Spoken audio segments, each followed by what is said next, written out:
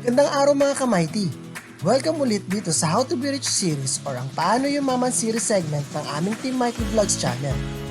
Matanong ko lang sa inyo mga kamighty, napanood nyo na ba ang aming Last Payaman series na Paano Yumaman ng Walang Scam? Kung hindi pa, I posted the link below para mapanood nyo ulit ang video ito. To give you a summary, tinuro ko doon ang 6 legit investment na pwedeng magpayaman sa atin nang hindi tayo mai-scam. Ngayon naman, isa-isahin natin ang mga ito nang sa ganon ay mas maiintindihan natin maigi kung paano tayo yaman sa mga ganitong uring investment. And our first topic to be discussed is ang paano nga ba yumaman sa real estate. Tara mga kamighty, panoorin mo ang video na ito para ma-explain ko sa inyo ang mga basics kung paano ka magiging milyonary dito. But before I proceed, don't forget to like, subscribe, and hit the bell button para updated kayo sa mga videos na ipopost ko.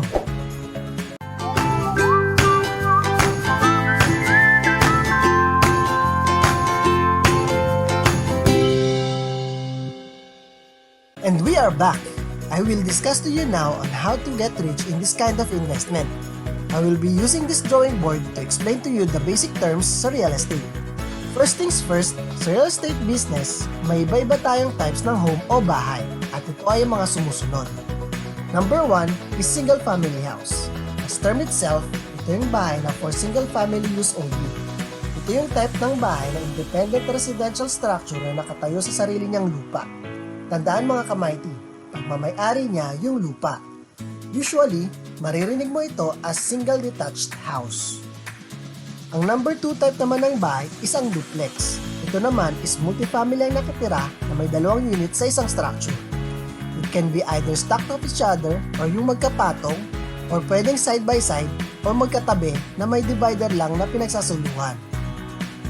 Ang type naman ng bahay na may mahigit sa dalawang door entrance at mahigit sa dalawang pamilya din ang nakatira ay ang tinatawag natin na townhouse. Normally, ang mga ito ay side by side lang at isang dingding lang ang pagitan. Kapag may balak kang magsabit ng picture frame, pwedeng tumagos yung pako sa iyong kapitbahay. Last but not the least ay ang condominium or mas kilala sa tawag na condo. Ang konyo, di ba? Ito ang usong-uso ngayon sa Pilipinas. Ito yung mga individual unit na nasa loob ng isang building or community buildings. Walang lupang pag-aari ang mga nakatira dito, kundi ang kanilang kondo. Pero, kadalasan, mas mahal pa ang mga ito sa mga single family house. Ang sunod na basic term na i-discuss ko sa inyo ay tinatawag nating mortgage. Ang mortgage ay ang pera na niloan mo sa bangko para mapambili mo ng bahay. For example, may gusto kang bahay at lupa na nagkakalaga ng 3 million pesos. Pero, usually, most people ay walang ganitong kalaking halaga. Maliban na lang kung ikaw ay pinanganak na mayaman. Ang isang paraan para makuha ang ganitong halaga ay ang puntahan ng mga bangko, cooperative, o mga financing company tulad ng Pag-ibig para pahiramin ka ng pera, mabili yung pinapangarap na bahay at lupa. Pero, bago ka payagan ng mga ito, madami silang kailangan i-check sa'yo. Gaya ng credentials mo kung may kakayanan ka bang magbayad sa kanila. Collaterals kung may pwede silang kunin sa iyo kapag hindi ka nakapagbayad.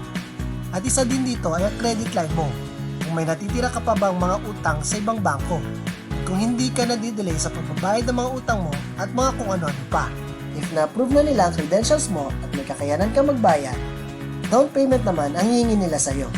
Kalimitan, nagre-range ito from 10% to 20%, depende sa inyong napag-agrihan.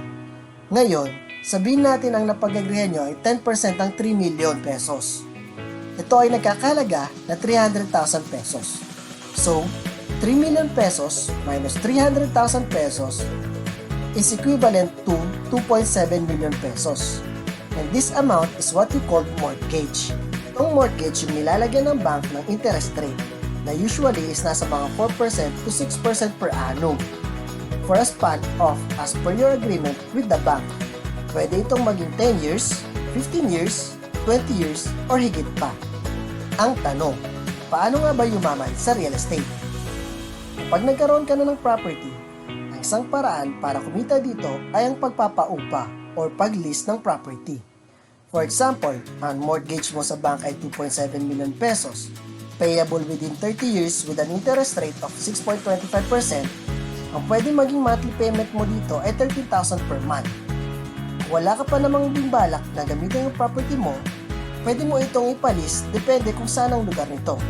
Sa Metro Manila, usually, pumapalo ito sa mga 25,000 to 100,000 pesos per month. Isipin na lang natin na 25,000 pesos per month ang iyong paupa. Tapos, ibawas mo ang 13,000 na monthly hulog. Mayroon ka ng 12,000 na kita na pwede mong maidagdag sa iyong cash flow. And cash flow is a good thing. Sa loob ng isang taon ay mayroon ka ng 144,000 at in 7 years, milyonaryo ka na. Ang pangalawa ay ang di napapansin ng property owner ay ang tinatawag nating equity.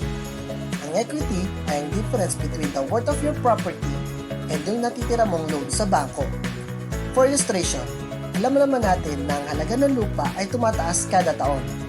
Sabihin natin 3% per annum. Pagdating ng 5 years, ang halaga nito ay maaaring mga 3.5 million pesos. Sa loob din ng 5 taon, ang halaga ng inutang mo ay bumababa rin kada taon. Ang equity na ito ay yung tinatawag nating equity. So, kung i-paid mo na ang iyong bahay in 10 years, ang ibig sabihin lang ito ay mayroon ka ng 4 million pesos worth of equity. May dadagdag na ito ngayon sa iyong net worth. Lastly, para yumaman sa real estate, may tinatawag tayong buy low and sell high. Parang sa stocks, bilhin mo ito habang mababa pa ang halaga at ibenta mo kapag hinog na. Maliban kasi sa appreciation ng lupa, mayroon din kasi tayong tinatawag na demand. Ang lupa ay bilang tumataas kapag magkakaroon ng development sa lugar. Sa kadahilanan na madaming investors ang magkukumawag para makapwesto sa developing city. For example, sa Santa Rosa, Laguna, ang halaga ng lupa dati doon ay nagkakahaga lamang ng 3,000 pesos per square meter. Nung pumasok si Ayala at itinayo ang Nuvali, nagkakahalaga ng lupa doon from 10,000 to 14,000 per square meter. Imagine na kung ikaw ay mayroong biniling property na ang laki ay 500 square meters at ang halaga lamang noon ay 3,000 pesos per square meter. Tapos, in 10 years, bigla itong nagkaroon ng development at ang bentahan ay 10,000 pesos per square meter, nabili mo siya ng 1.5 million at may bebenta mo ng 5 million pesos. Ikaw ngayon ay may halagang 3.5 million pesos at isang ganap na milyonaryo. Kamaiti, ang tagal naman pala niyan bago ko yumaman. Kailangan ko pa ng mga at least 10 to 30 years para mag-milyonaryo ako. Tama ka dyan, Kamaiti. Matagal ang ganitong investment. Kaya hindi ito pwede sa taong nagmamadaling yumaman. Pero tandaan natin, Kamaiti, ang pinag-uusapan lang natin dito ay isang property lamang. Sa real estate, tamang diskarte lang din. May kakilala ako na nag-umpisa muna sa pagiging ahente ng lupa, tapos wala silang perang inilabas kung hindi laway at pagod ang puhunan nila. Nung nakabenta na siya, yung kinita niya ay pinangbili niya ng property para paupahan. At ngayon, milyonaryo na siya dahil madami na siyang property na nabili. Ang kanyang business ngayon ay ang buy and sell ng real estate. Ayan, Kamaiti, sana ay may natutunan kayo sa video ito. At kahit paano, nalaman niyo din ang mga basics kung paano yumaman sa ganitong larangan ng investment. Kung may alam pa kayong iba, i-comment nyo lang sa baba nang sa ganon ay mapag-usapan natin at matuto din kami sa ile-lecture nyo. Maraming salamat po ulit sa inyong panonood at magkita po ulit tayo sa mga susunod na payaman video series ng aming Team Mighty Vlogs. Hanggang sa muli!